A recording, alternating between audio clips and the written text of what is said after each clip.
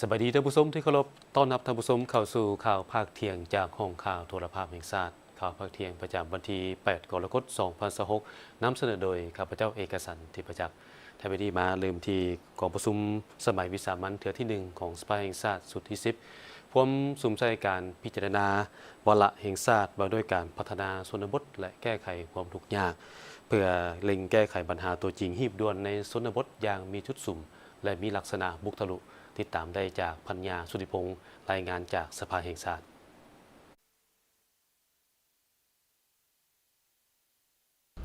ท่านผู้ชมที่เคารพการดำเนินของประชุมสมัยวิสามัญเทื่อที่ 1 สภาแห่งชาติสุดที่ 10 ในมื้อวันที่ 8 กรกฎาคม 2026 นี้ซึ่งเป็นมื้อที่ 2 ของการดำเนินของประชุมโดยบรรดาสมาชิกสภาแห่งชาตินั้นได้มีการพิจารณาวาระแห่งชาติว่าด้วยการพัฒนาชนบทและการแก้ไขความทุกข์ยากการพัฒนาชนบทในระยะที่ผ่านมาก็เห็นได้ว่ายังบ่ทันมีจุดสุ่มเท่าที่ควรและพร้อมทั้งการพัฒนาบางด้านนั้นก็ยังบ่ทันมีความรับประกันทางด้านคุณภาพการแก้ไขปัญหาชีวิตการเป็นอยู่ของประชาชนก็ยังบ่ทันได้รับการสมใส่อย่างสมเหตุสมผลฉะนั้นสมาชิกสภาแห่งชาติจึงเสนอให้บรรลุเวียกงานบุริมสิทธิ์จำเป็นหีบด่วนและยกว่าเป็นวาระแห่งชาติก็คือนับตั้งแต่ 2027 ถึง 2030 สมาชิกสภาแห่งชาตินั้นหลายท่านก็ได้เสนอให้ทางรัฐบาลสวมใส่2เวียกใหญ่ก็คือในการส่งเสริมให้ประชาชนนั้นมีอาชีพที่มั่นคงยืนยงและเข้าถึงระบบการปกป้องสังคมขั้นพื้นฐานและปรับปรุงบรรดาการอำนวยความสะดวกทางด้านเส้นทางพร้อมทั้งเพื่อเป็นการรับประกันให้แก่ชีวิตการเป็นอยู่ของพ่อแม่ประชาชนการดำเนินของประชุมสมัยวิสามัญเทื่อที่ 1 สภาแห่งชาติสุดที่ 10 ในมื้อวันที่ 8 กรกฎาคม 2026 ภายใต้การเป็นประธานของทานมนไซเหล่ามูซุงรองประธานสภาแห่งชาติที่ประชุมได้สุ่มใส่พิจารณาวาระแห่งชาติว่าด้วยการพัฒนาชนบทและแก้ไขความทุกข์ยากซึ่งสมาชิกสภาแห่งชาติหลายท่านได้ให้ทัศนะว่าการพัฒนาชนบทในระยะที่ผ่านมาเห็นว่ายังบ่ทันมีจุดสุ่มเท่าที่ควรการพัฒนาบางอย่างยังบ่ทันรับประกันคุณภาพเท่าที่ควรการแก้ไขปัญหาชีวิตการเป็นอยู่ของประชาชนยังบ่ทันได้สุ่มใส่อย่างสมเหตุสมผล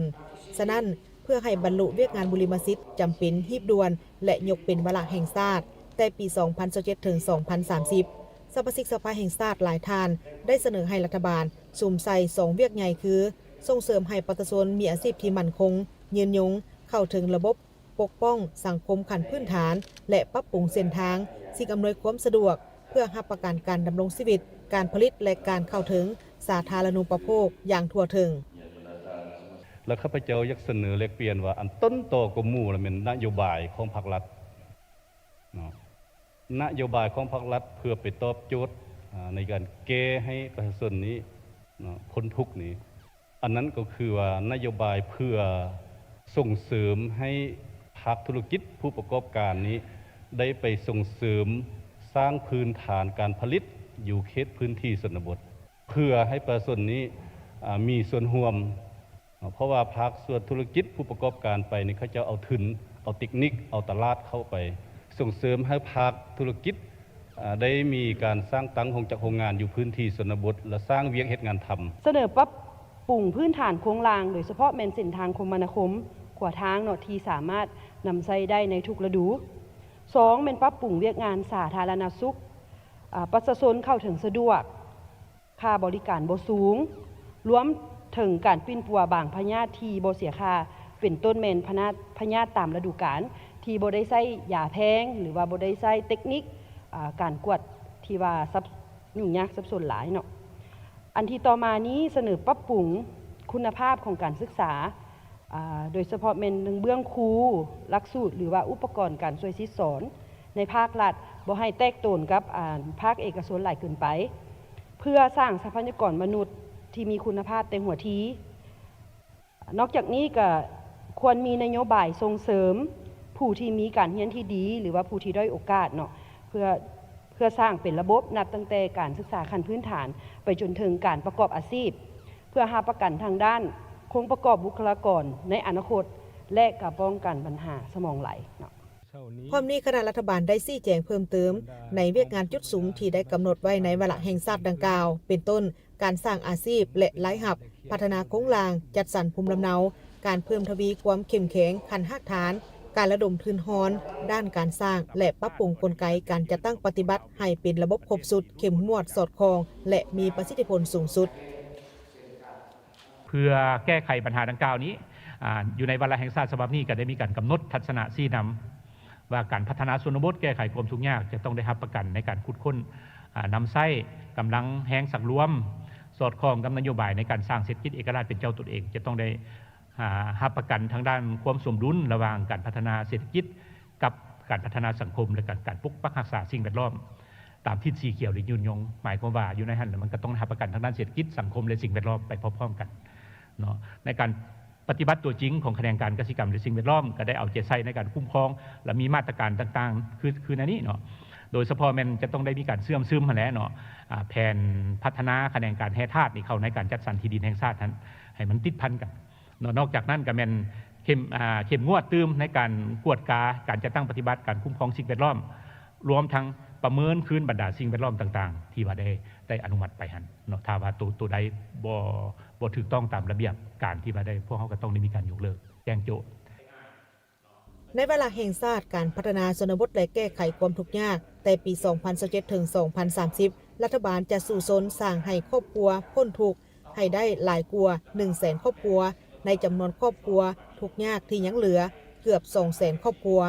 สร้างบ้านพ้นทุกข์ให้ได้หลายกว่า 1,000 บ้านในจำนวนบ้านทุกข์ยากที่ยังเหลือ 2,000 กว่าบ้านสร้างเมืองพ้นทุกข์ให้ได้หลายกว่า25เมืองในจำนวนเมืองทุกข์ยากที่ยังเหลือ 66 เมืองในนั้นจะสร้างบ้านจุดสุมตัวแบบในการแก้ไขความทุกข์ยากให้ได้อย่างน้อยแขวงละ 4-5 บ้านทั้งหมดนี้ก็คือความคืบหน้าในการดำเนินกองประชุมในมื้อที่ 2สำหรับภาคเช้านี้ส่วนว่าภาคบ่ายนั้นตามมาละแล้วจะเป็นทานสนไซศรีพันดอนนายกรัฐมนตรีท่านจะได้ขึ้นชี้แจงต่อที่ประชุมเกี่ยวกับห่างวาระแห่งชาติว่าด้วยการพัฒนาชนบทและการแก้ไขความทุกข์ยากส่วนรายละเอียดจะมีขึ้นใดแสดงผู้ชมติดตามชมได้ในภาคข่าวต่อไปส่วนข่าวภาคนี้พันงานสุริพงษ์พร้อมกับทีมข่าวรายงานจากสภาแห่งชาติขอขอบใจพันงานชุติพงษ์รายงานจากสภาแห่งชาติมาต่อที่คณะพบพันต่างประเทศศูนย์กลางพรรคประชาชนปฏิบัติลาวพบปะกับคณะพบพันต่างประเทศศูนย์กลางพรรคคอมมิวนิสต์กูบาวันที่ 7 กรกฎาคม 2026 สหายบุญเรือพันธนิวงศ์กรรมการศูนย์กลางพรรคหัวหน้าคณะพบพันต่างประเทศศูนย์กลางพรรคประชาชนปฏิบัติลาวได้พบปะผ่านรูปแบบวิดีโอทางไกลกับสหายเอเบริโอรัสมีรูซาดากาเซียกรรมการศูนย์กลางพรรคหัวหน้าคณะพบพันต่างประเทศศูนย์กลางพรรคคอมมิวนิสต์กูบาในโอกาสดังกล่าวสหายบุญเรือพันธนิวงศ์ได้แสดงความปริยินดีเป็นอย่างยิ่งที่ได้มีโอกาสพบปะผ่านวิดีโอทางไกลกับสหายเอเบริโอรัสมีรูซาดากาเซียฝ่ายลาวได้แจ้งสภาพการที่พ้นเด่นอยู่ลาวในระยะที่ผ่านมาโดยเฉพาะผลสำเร็จการจัดของประชุมใหญ่ผู้แทนตัวประเทศครั้งที่ 12 ของพรรคประชาชนปฏิวัติลาวสมเสยและตีราคาสูงต่อผลสำเร็จอันใหญ่หลวงที่ประชาชนกูบาไอน้องภายใต้การนำพาอันเด็ดเดียวเหนียวแน่นของพรรคคอมมิวนิสต์กูบาญาติมาได้ตลอดระยะ 60 กว่าปีผ่านมาโดยเฉพาะเป็นผลสำเร็จที่มีความหมายสำคัญในการพัฒนาเศรษฐกิจสังคมและปกปักรักษามากผลของการปฏิบัติในท่ามกลางการถูกปิดล้อมทางด้านเศรษฐกิจการค้าและการเงินเป็นเวลาหลายกว่า6 ทศวรรษสหายอิเบริโอรัสมีรูซาดากาเซียได้แจ้งให้ทราบเกี่ยวกับการจัดตั้งปฏิบัติมติของประชุมใหญ่ครั้งที่ 8 ของพรรคคอมมิวนิสต์กูบาและการแก้เกี่ยมจัดของประชุมใหญ่ครั้งที่ 9 ของพรรคคอมมิวนิสต์กูบาก็คือการพัฒนาเศรษฐกิจสังคมของกูบาพร้อมนั้นยังได้แสดงความสมเสยและตีราคาสูงต่อบรรดาผลสำเร็จการจัดของประชุมใหญ่ผู้แทนทั่วประเทศครั้งที่ 12 ของพรรคประชาชนปฏิวัติลาวและผลสำเร็จในภารกิจปกปักรักษาและสร้างสรรค์พัฒนาประเทศชาติภายใต้การนำพาอันถูกต้องและสลัดซองใสของพรรคประชาชนปฏิวัติลาวอันได้เฮ็ดให้ชีวิตการเป็นอยู่ของประชาชนลาวได้รับการปรับปรุงให้ดีขึ้นเทอละก้าวบทบาทและอิทธิพลของพรรคและรัฐบาลลาวนับมือสูงเด่นขึ้นในเวทีภาคพื้นและสากลพร้อมทั้งแสดงความขอบใจมายังพรรครัฐบาลและประชาชนลาวไอ้น้องที่ได้ให้การช่วยเหลือสนับสนุนการปฏิบัติกูบาตลอดระยะที่ผ่านมาสองสหายสองฝ่ายนั้นได้ตีราคาสูงและเป็นที่ยินดีที่สายพัวพันและการร่วมมืออันดีงามระหว่างลาวและกูบาสืบต่อได้รับการเสริมขยายและเพิ่มพูนคุ้นสร้างปรึกษาหารือเกี่ยวกับทิศทางในการเสริมขยายสายพัวพันร่วมมือในต่อหน้าและแลกเปลี่ยนทัศนะเกี่ยวกับปัญหาภาคพื้นและสากลที่ทั้งสองฝ่ายมีความสนใจท่านผู้ชมเพื่อเป็นการ ห้องหับให้แก่การขยายตัวด้านการท่องเที่ยวและการแก้เกี่ยมทางด้านบุคลากรแม้นเป็นปัญหาหีบด่วนสำหรับลาวเฮาดังนั้นสถาบันวัฒนธรรมและการท่องเที่ยวจึงได้มีการเปิดสุดฝึกอบรมพัฒนางานท่องเที่ยวระดับชาติสุดที่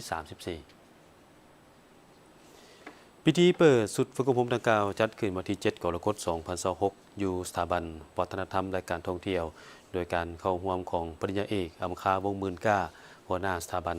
วัฒนธรรมและการท่องเที่ยวมีบรรดาคณะกรรมคณะผิดชอบการฝึกอบรมและสัมมนากรเข้าร่วมท่านเพ็ญประภาพงษาห้องสถาบันวัฒนธรรมและการท่องเที่ยวได้กล่าวว่าจากสถิตินักท่องเที่ยวปี 2025 ผ่านมาสาธารณรัฐประชาธิปไตยประชาชนลาวต้อนรับนักท่องเที่ยวสากลจำนวน 4 ล้านกว่าเทื่อคนเพิ่มขึ้น 11 ส่วนห้อยเทียบใส่ปี 2024 ซึ่งสภาพการท่องเที่ยวมันมีความคึกคักหลายโดยเฉพาะอยู่ตามแหล่งท่องเที่ยวที่โดดเด่นของลาวเช่นนครหลวงเวียงจันทร์วังเวียงเมืองเฟืองหลวงพระบางและจำปาสักดังนั้นสถาบันวัฒนธรรมและการท่องเที่ยวจึงจัดฝึกอบรมพนักงานนำเที่ยวในแต่ละปีเทียบใส่จำนวนนักท่องเที่ยวที่เพิ่มขึ้นในแต่ละปีแล้วจึงเฮ็ดให้มีความต้องการพนักงานนำเที่ยวเพิ่มขึ้นเช่นเดียวกันพร้อมเดียวกันนี้พนักงานนำเที่ยวเก่าจำนวนหนึ่งก็หันไปเฮ็ดอาชีพใหม่จำนวนหนึ่งก็รับแขกหน่อยลงจำนวนหนึ่งก็รับแขกหน่อยลงเฮ็ดให้มีความต้องการด้านพนักงานนำเที่ยวไปเคียงคู่กันในขณะเดียวกันนี้ยังมีความขัดแย้งพนักงานนำเที่ยวในภาษาเฉพาะนักท่องเที่ยวประเทศที่เข้ามาเที่ยวหลายเช่นว่าภาษาจีนเกาหลีเวียดนามเยอรมันฝรั่งแอสปายและภาษาอื่นๆการฝึกอบรมครั้งนี้จะใช้เวลา55วันประกอบมี22วิชาเรียน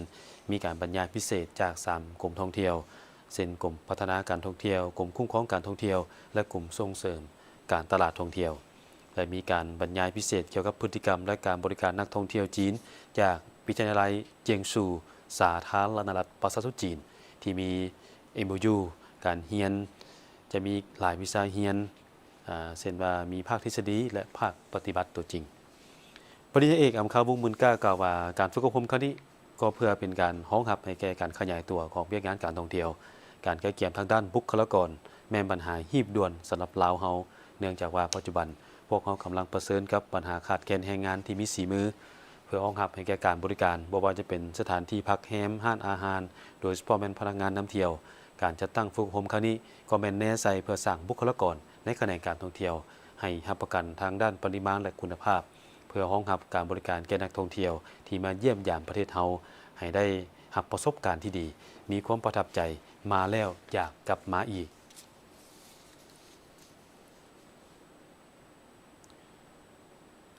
สหพันธ์นักรบเก่าแห่งชาติได้จัดพิธีปาฐกถาวันเกิดประธานสภานุวงศ์ครบรอบ117 ปีวันเซ็นสนธิสัญญามิตรภาพลาวเวียดนามครบรอบ49 ปีและวันสร้างตั้งสายผูกพันการทูตลาวเวียดนามครบรอบ64 ปีพิธีดังกล่าวจัดขึ้นเช้าวันที่ 8 กรกฎาคม 2026 ที่สหพันธ์นักรบเก่าแห่งชาติโดยการเป็นประธานของพลโท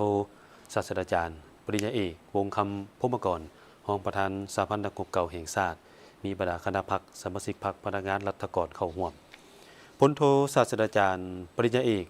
วงศ์คำพมกรได้กล่าวถึงประวัติมูลเสื้อของประธานสภานุวงศ์เพิ่นแม่นนักปัญญาชนผู้ยิ่งใหญ่เป็นผู้นำที่ดีเด่นและเป็นวีรบุรุษของชาติลาวตลอดชีวิตได้อุทิศความรู้ความสามารถหัวคิดประดิษฐ์สร้างของตนเพื่อศาสนาของภารกิจปฏิบัติเพิ่นได้เป็นนักรบปฏิบัติผู้รักชาติหุ่นวิทย์ที่ยามใดก็ต่อสู้เพื่ออุดมการณ์ปฏิบัติอันสูงส่งเพื่อความเป็นเอกราชความวัฒนถาวรของประเทศชาติทุกระยะของการปฏิบัติประธานสภานุวงศ์เป็นผู้หนึ่งในบรรดาการนำสูงสุดได้สุ่มสติปัญญาและเหือแหงของตนเพื่อชี้นำพากระบวนการปฏิบัติเป็นบุคคลสำคัญในการเต้าโฮมความสามัคคีทั่วผงชนทั้งชาติตีต้านทุกกลอุบายของศัตรูญาติเอาศาสนาอันยิ่งใหญ่มาให้ประเทศชาติแม้นการนำผู้หนึ่งที่มีบทบาทพ้นเด่นในภารกิจปฏิบัติปลดปล่อยชาติและสร้างชาติพัฒนาประเทศชาติเป็นผู้นำที่มีความตื่นตัวเสียสละผลประโยชน์ส่วนตัวเพื่อผลประโยชน์รวมของประเทศชาติและประชาชนบรรดาเผ่าทั้งเป็นแกนสารและใจกลางเต้าโฮมความสามัคคีประชาชนบรรดาเผ่าบรรดาสั้นคนศาสนาและเพศไว้เข้าในแนวโฮมปลดปล่อยชาติและสร้างชาติพัฒนาประเทศชาติทางได้อุทิศสติปัญญาหัวคิดประดิษฐ์สร้างและกำลังวังษาของตนเพื่อภารกิจปฏิบัติตั้งแต่ต้นตลอดปลาย ประธานสุพรรณวงศ์เป็นแบนแยงอันใส่แจ้งแห่งมนาจิตปฏิบัติอย่างสุดกกสุดปลายบ่ว่าแต่สมัยสงครามก็คือยามสันติภาพชื่อเสียงผลงานและคุณงามความดีของเพิ่นได้จะลึกไว้ในประวัติศาสตร์ของชาติลาวและยืนยงอยู่ในภารกิจปฏิบัติของชาติลาวตลอดไปพลโทศาสตราจารย์ปริญญาเอกวงศ์คำพมกรยังได้กล่าวถึงความหมายสำคัญของสายเผ่าพันธุ์มิตรภาพความสามัคคีแบบพิเศษและการร่วมมือรอบด้านลาวเวียดนามวันเซ็นสนธิสัญญามิตรภาพลาวเวียดนามครบรอบ 49 ปีและวันสร้างตั้งสายเผ่าพันธุ์การทูตลาวเวียดนามครบรอบ 64 ปีเพื่อให้ทุกคนได้เข้าใจและเพิ่มพูนคูณสร้างสายเผ่าพันธุ์มิตรภาพความสามัคคีพิเศษและการร่วมมือรอบด้านระหว่างลาวเวียดนามให้นับมือเจริญงอกงามยิ่งขึ้นท่านผู้ชมในต้นอาทิตย์นี้คณะบริหารงานพรรคคณะกรรมการส่งเสริมและคุ้มครองการลงทุนได้จัดตั้งเสื่อมซึมและผันขยายมติของประชุมใหญ่ผู้แทนทั่วประเทศครั้งที่ 12 ของพรรคกองประชุมได้รับเกียรติเป็นประธานโดยสหายนางพรวรรณอุทวงศ์เลขาคณะบริหารงานพรรค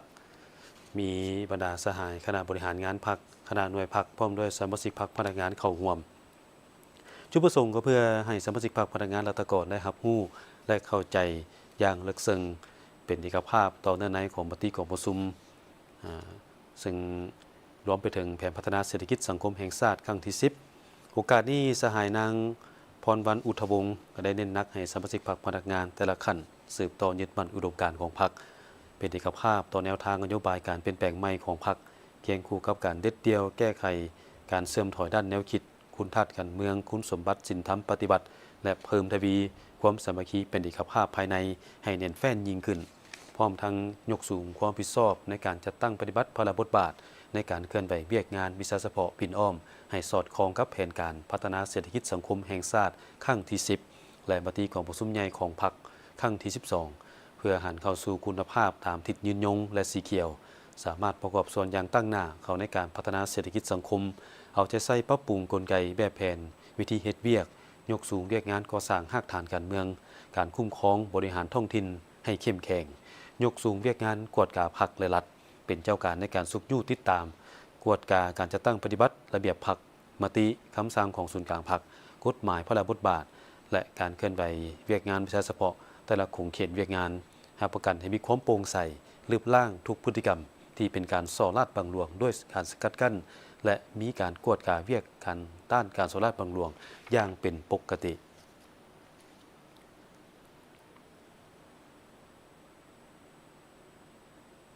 จากนี้พวกเขาไปติดตามข่าวต่างประเทศและข่าวกีฬา